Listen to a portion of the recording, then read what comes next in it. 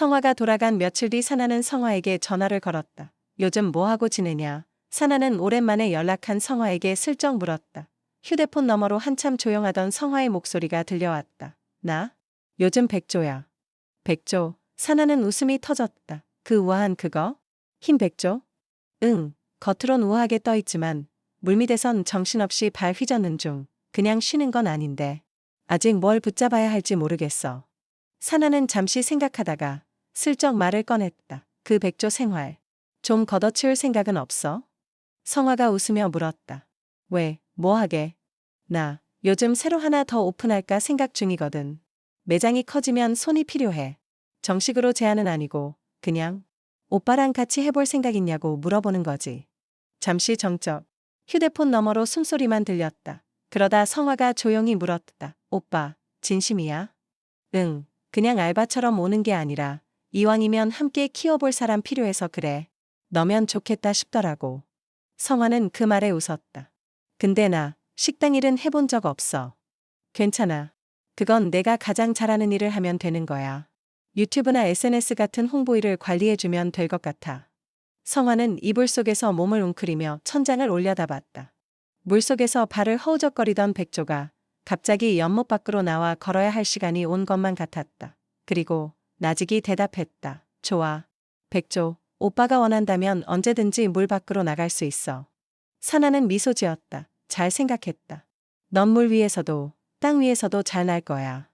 고향집에 들렀다. 문을 열고 들어서자 어머니의 익숙한 목소리가 들려왔다. 사나야, 된장국이랑 김치 좀 먹어라. 그 순간 어머니는 반찬을 하나하나 꺼내며 그동안의 관심을 담아 내게 말했다. 사나야, 너는 언제 장가 갈 거냐? 그 물음에 나는 잠시 머뭇거리며 웃음을 지어 보였다. 그런데 아직 그럴 때가 아니에요. 어머니는 내 대답에 크게 개의치 않는 듯 여전히 정성스레 밥상을 차렸다. 아버지는 신문을 읽으며 그저 고개를 끄덕일 뿐이었다. 그 시선 속에도 말로는 하지 않지만 분명히 묻고 싶은 마음이 담겨 있었다.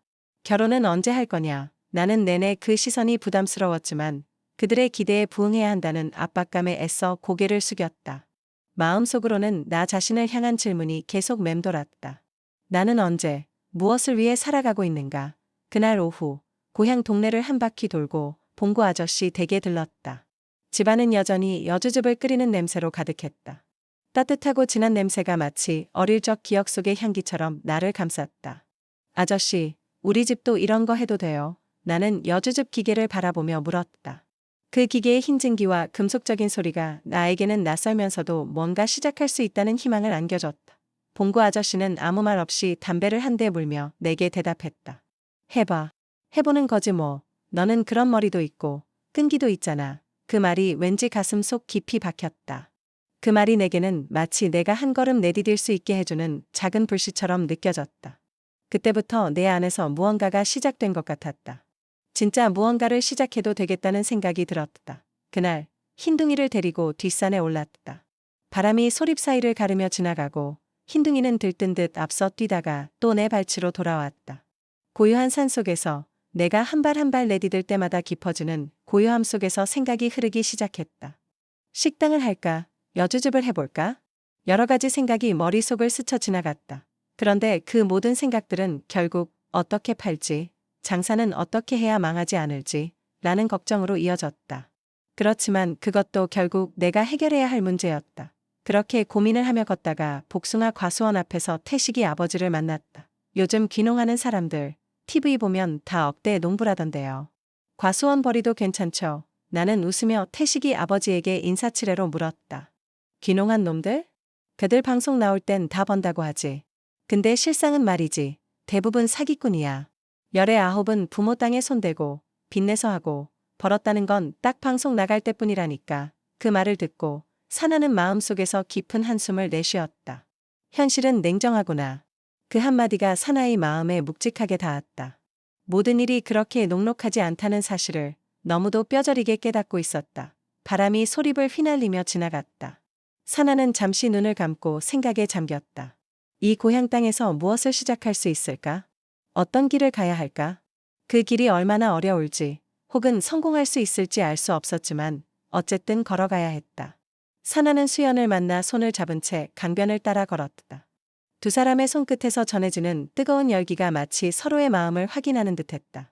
사나는 그 뜨거운 열기를 느끼며 고요히 걸었다. 작은 바람이 지나갈 때마다 잔잔한 물결처럼 두 사람의 발걸음도 자연스레 조화를 이루었다.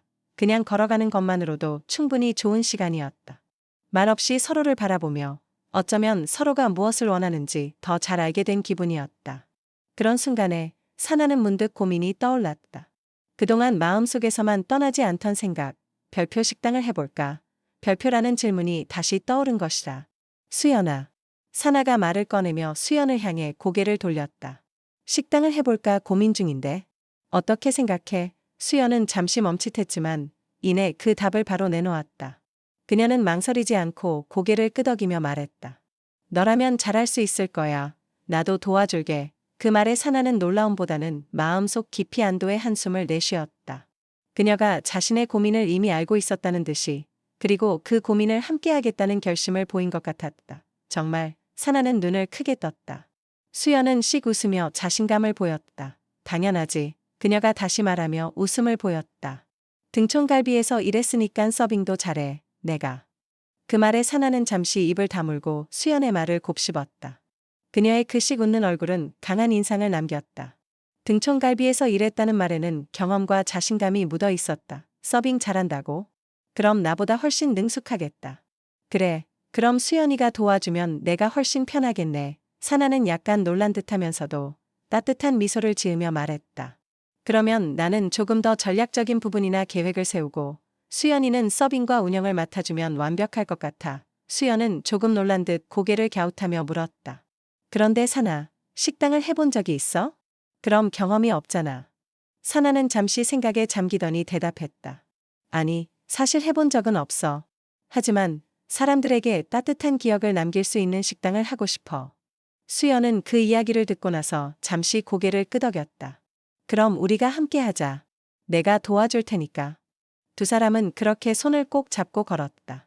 수연의 목소리가 더 확고해지며 사나의 마음에 확신을 심어주었다.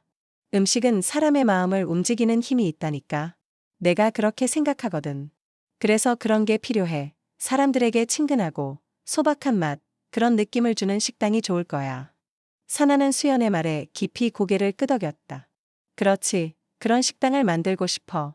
그냥 값비싼 재료가 아니라 사람들에게 따뜻하고 편안한 공간을 제공하는 거, 그게 내가 원하는 거야. 수연은 미소를 지으며 손을 살짝 흔들었다. 그래, 그럼 이 모든 걸 같이 해보자. 내가 할 수 있는 만큼 다 도와줄게. 그들은 다시 한 걸음 한 걸음 강변을 따라 걸어갔다. 서로의 손에 전해지는 열기가 더욱 강해지는 순간 그들의 마음도 점점 더 단단해지고 있었다. 사나는 자신이 마주하고 있는 새로운 도전에 대해 조금 더 확신을 가질 수 있었다. 이제 더 이상 혼자가 아니었고 수연이 함께해준다면 두 사람은 어떤 일이든 해낼 수 있을 것 같은 기분이었다. 식당을 열기로 결심한 두 사람은 서로에게 믿음을 주며 그 길을 향해 한 걸음씩 나아갔다. 준서의 가게가 문득 생각나 다시 들렀다. 골목 끝에 있는 그 자그마한 가게 앞에는 하얀 포대들이 정갈하게 쌓여 있었고 준서는 막살 배달을 마치고 돌아온 참인지 이마에 맺힌 땀을 수건으로 훔치고 있었다. 사나 형, 그가 나를 보며 반갑게 손을 흔들었다. 오랜만이네요. 커피라도 한 잔 드릴까요? 나는 고개를 저으며 가게 안으로 들어섰다. 시원한 선풍기 바람이 돌아가는 가게 안에는 쌀포대의 구수한 냄새가 가득했다. 그래도 요즘은 어때? 나는 냉장고에서 꺼낸 생수를 한 병 건네며 물었다. 준서는 잠시 고개를 끄덕였다. 예전보단 나아졌어요. 찾아주는 집도 조금씩 생기고요. 그런데 그의 목소리가 조금 낮아졌다. 쌀값이요. 매입 단가가 안 맞아요. 특히 식당 납품은 마진이 너무 없어서 손해보는 기분이에요. 그래서 그냥 가정집만 돌고 있어요. 표정은 밝아졌지만 걱정은 여전히 그의 얼굴에 묻어났다. 나는 한참 생각하다가 문득 머리를 쳤다. 야, 준서야. 상품권 가게 아냐? 이마트 상품권 싸게 파는 데 있더라. 7% 정도 저렴하게 살 수 있어. 나는 진지한 목소리로 이어 말했다. 그걸로 이마트에서 쌀 사면 매입 단가가 자연스럽게 내려가지 않겠냐? 이마트에서 판매하는 가격과 똑같이 식당에 납품해도 7% 수익은 되겠지. 준서는 순간 눈을 동그랗게 뜨고 나를 바라봤다. 진짜요? 형, 그 생각은 왜 전저는 못했을까요? 와, 그거 진짜 괜찮은 방법인데요.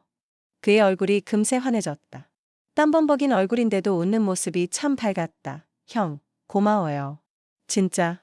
덕분에 숨통이 좀 트일 것 같아요.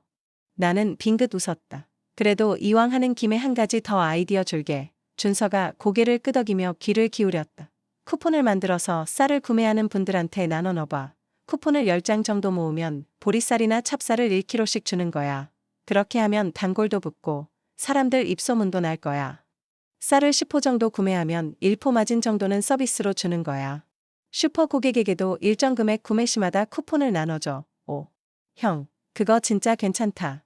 요즘 사람들 이런 정성에 감동하거든요.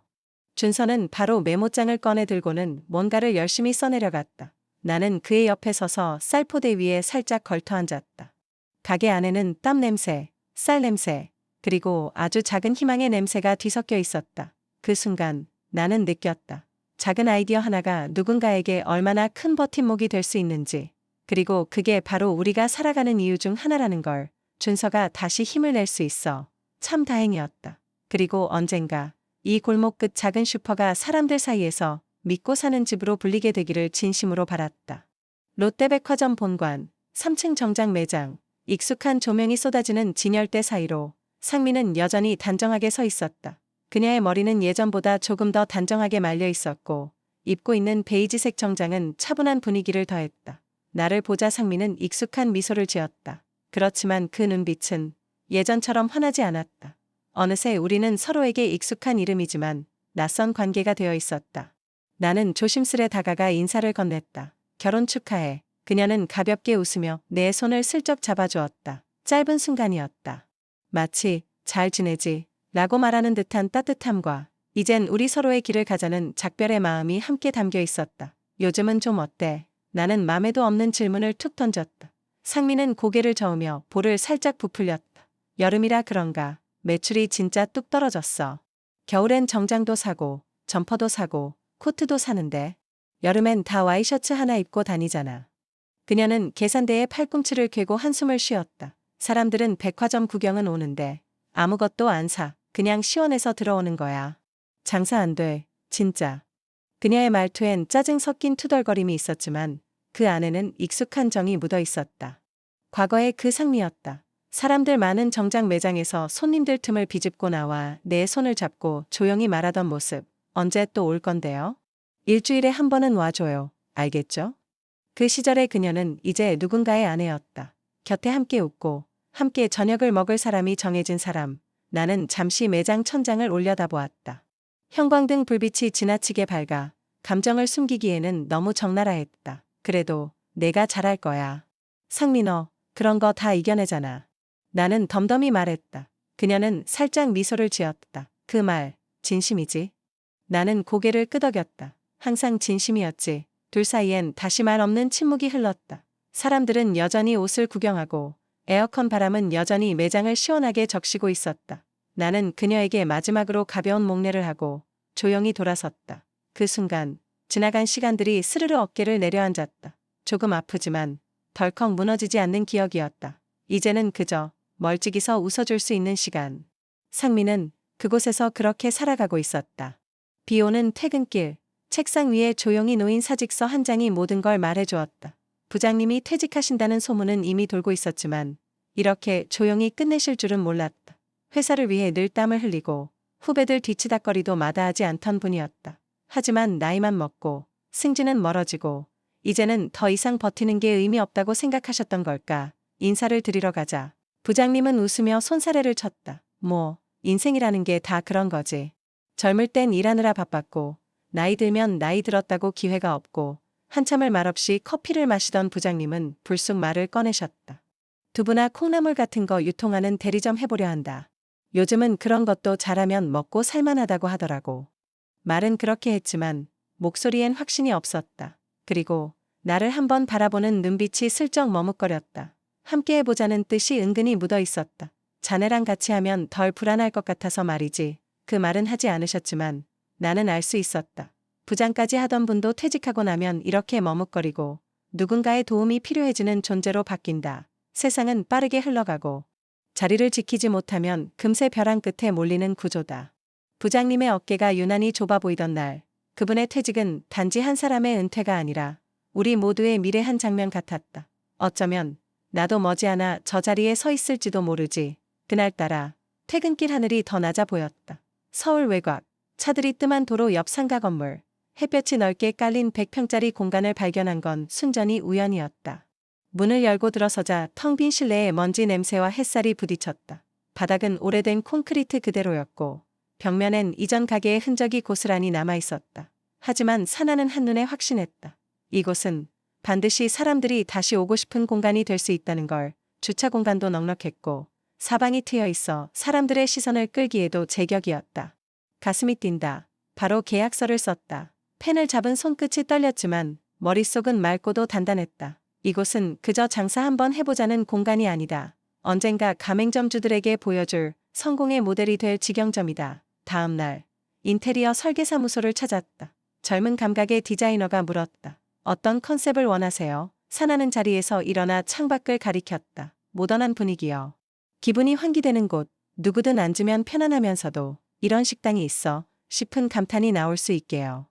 그는 메모장에 줄을 긋듯 말했다. 무채색 계열로 톤을 정리하고 테이블은 따뜻한 우드톤, 천장엔 노출형 구조를 살리고 조명은 심플하지만 포인트 있는 걸로 오픈 키친으로 조리 공간이 보이게 만들고 대신 위생은 군대급으로. 설계사는 웃음을 머금으며 고개를 끄덕였다. 컨셉 확실하네요. 알겠습니다. 오픈 날짜 맞춰서 해볼게요. 그날 밤 수연과 강변을 걸었다. 별빛은 강물에 부서지고 강바람이 시원하게 볼을 스쳤다. 사나는 그녀의 손을 꼭 잡았다. 나 이제 정말 시작해보려고 해. 수연은 놀라지도 않았다. 별표 괜찮겠어? 별표라는 질문이 채 끝나기도 전에 고개를 끄덕였다. 당연하지. 나도 퇴사할게. 사나 너 옆에 있을게. 그리고 나 서빙 잘해. 등총갈비에서 서빙 총괄이었어. 자신만만한 표정에 사나는 웃음을 터뜨렸다. 기대보다 더 든든한 동반자. 이제 곧 오랜 직장 생활을 정리할 참이다. 직원이 아니라 사장으로, 꿈꾸는 사람이 아니라 행동하는 사람으로 텅 빈 100평짜리 공간이 곧 두 사람의 삶을 담아낼 무대가 될 것이다. 모던한 공간 안에 따뜻한 마음이 흐르고 그 안에서 사람들은 다시 오고 싶은 맛을 기억하게 될 것이다. 사나의 꿈, 오늘은 여기까지입니다. 시청해주셔서 감사합니다.